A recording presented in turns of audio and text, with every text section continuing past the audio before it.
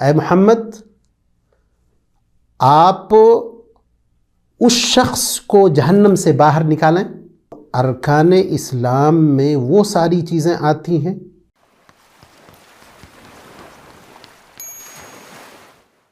الحمدللہ رب العالمین والصلاة والسلام علی رسولہ محمد وعلی آلہ وصحبہ اجمعین، اما بعد۔ ارکان اسلام کا جب تذکرہ ہوتا ہے تو اس کے ساتھ ارکان ایمان بھی ذکر کیا جاتا ہے،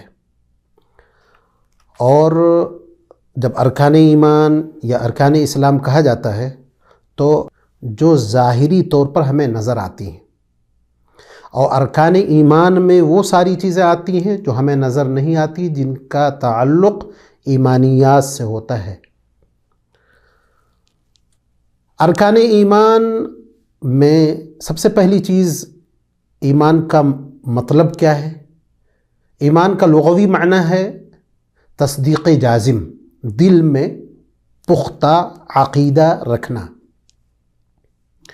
اور شریعت کی نظر میں ایمان کہتے ہیں قول باللسان وتصدیق بالجنان وعمل بالارکان یزید بالطاعت وینقص بالعصیان۔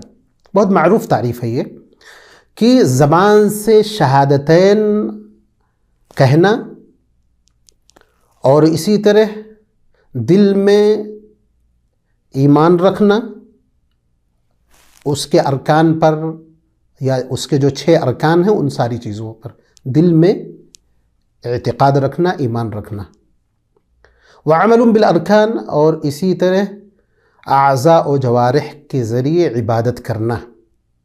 اور ایک اور بات کہ یہ ایمان اطاعت کے کاموں سے بڑھتا ہے اور معصیت اور گناہ کے کاموں سے گھٹتا ہے۔ اس کی اہمیت کیا ہے؟ آپ یہ سمجھ لیں کہ ایمان یہ بنیاد ہے دنیا اور آخرت کی کامیابی کا۔ بغیر ایمان کے اللہ کے یہاں کوئی بھی عمل قابل قبول نہیں ہے۔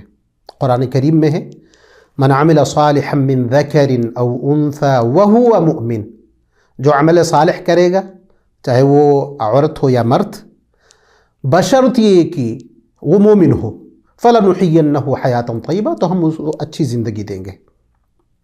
اسی طرح اس حدیث سے بھی اس کی اہمیت کا پتہ چلتا ہے، جو شفاعت کی حدیث ہے، جس میں اللہ رب العزت والجلال پیارے حبیب صلی اللہ علیہ وسلم سے کہے گا اخرج من کان فی قلبہ ادنا ادنا ادنا من مثقال حبۃ من خردل من الایمان۔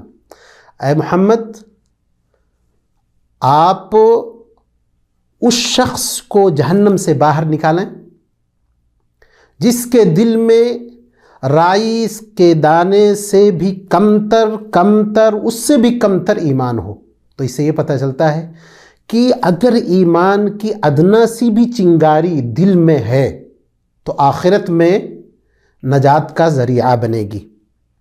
ارکان ایمان کا تذکرہ قرآن کریم میں آیا ہوا ہے، ایک جگہ 5 ارکان کا تذکرہ ہے اور دوسری جگہ 1 رکن کا تذکرہ ہے۔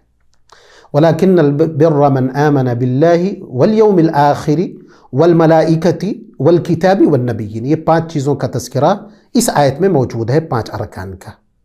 اور 6واں رکن جو قدر ہے، تقدیر والا رکن ہے، اس کا ذکر قرآن کی دوسری آیت میں اِنَّا كُلَّ شَيْءٍ خَلَقْنَاهُ بِقَدَرٍ، کہ ہر چیز کو ہم نے تقدیر کے ساتھ یا اندازہ کے ساتھ پیدا کیا ہے۔ تو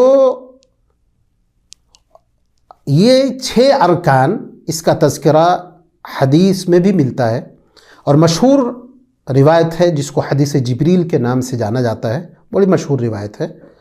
اس میں آپ صلی اللہ علیہ وسلم سے جبریل نے پوچھا اخبرنی عن الایمان، تو آپ صلی اللہ علیہ وسلم نے فرمایا ان تؤمن باللہ، کہ تم اللہ پر ایمان لاؤ، وملائکتہ، ملائکہ فرشتوں پر، وکتبہ ورسلہ والیوم الآخر، وان تؤمن بالقدر خیرہ وشرہ، اللہ پر، ملائکہ پر، کتابوں پر، رسولوں پر، یوم آخرت پر، اور تقدیر کے اچھے برے ہونے پر ایمان لانا ہے۔